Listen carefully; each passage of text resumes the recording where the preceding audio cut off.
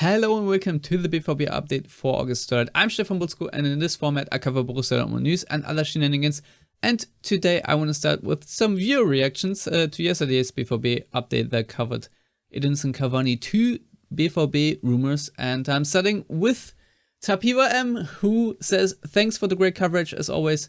I'd be on board with that. Not even necessarily Cavani himself, but a sort of experienced striker to bridge the gap would be helpful, not only for a short-term solution like one-year deals, but simultaneously adds an experienced head in the dressing room to help with that young attack. Doesn't have to be that prolific, but availability is a big issue, like you know that you kind of need someone who's more serviceable, even if they will bring mid-table striker level returns.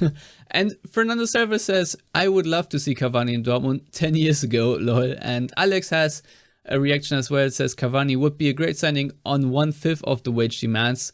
And Angie Wiedenkeller says, also in talks with Modest, we need someone tall up there, we shall see. And that obviously builds me a very nice segue to the stories today. And that is, of course, about Modest, or rather, Ruhrnachrichten are sort of outlining what Borussia Dortmund's modus operandi here is in their striker pursuit. Because, first of all, they write that Dortmund's interest in Giovanni Simeone does not exist.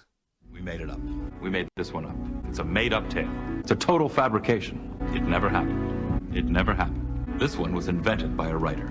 Not this time. It never happened. It's fiction. And Ruhrnachrichten write that Anthony Modest is among the candidates that Dortmund are discussing. Cologne want to lower their wage bill and Modest is with 3.5 million per year among their top earners. However, Dortmund do not want to spend their cash on age stars like Edinson Cavani or Edin Dzeko, and I won't even waste anyone's time with the Memphis Depay rumors that are surfacing. No, instead, of course, Dortmund will truly pay 25 million for Umar Sadek.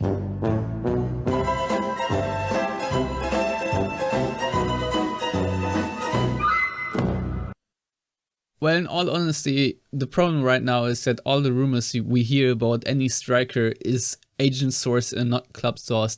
So nobody really has any idea who the striker is going to be.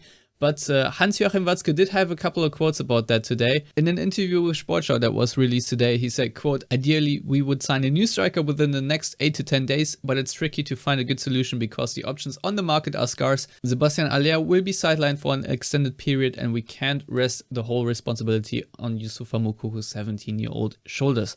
And he was also asked about Edin Terzic and if he is the perfect coach for Borussia Dortmund. And there Watzke said, quote, I don't know if he's the perfect coach, but he certainly comes close to the job profile.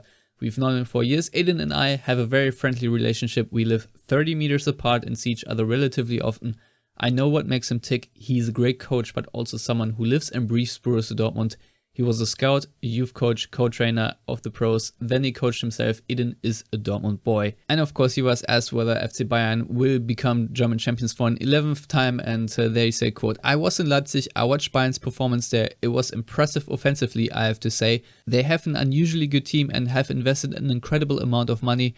So they are the top favorites. Nevertheless, we will try everything, but you always have to be realistic. Everyone, of course, except Bayern fans, wants Bayern not to become German champions. I've said that it will happen at some point in the next few years. I just can't guarantee that it will already happen next year, especially since they have invested very well and very much. Nobody expects Bremen or Mainz to finish ahead of Borussia Dortmund, although their financial gap to us is smaller than ours to Bayern. So there you have it. That is all the news I have for you today, but also a quick content shout out, because why not?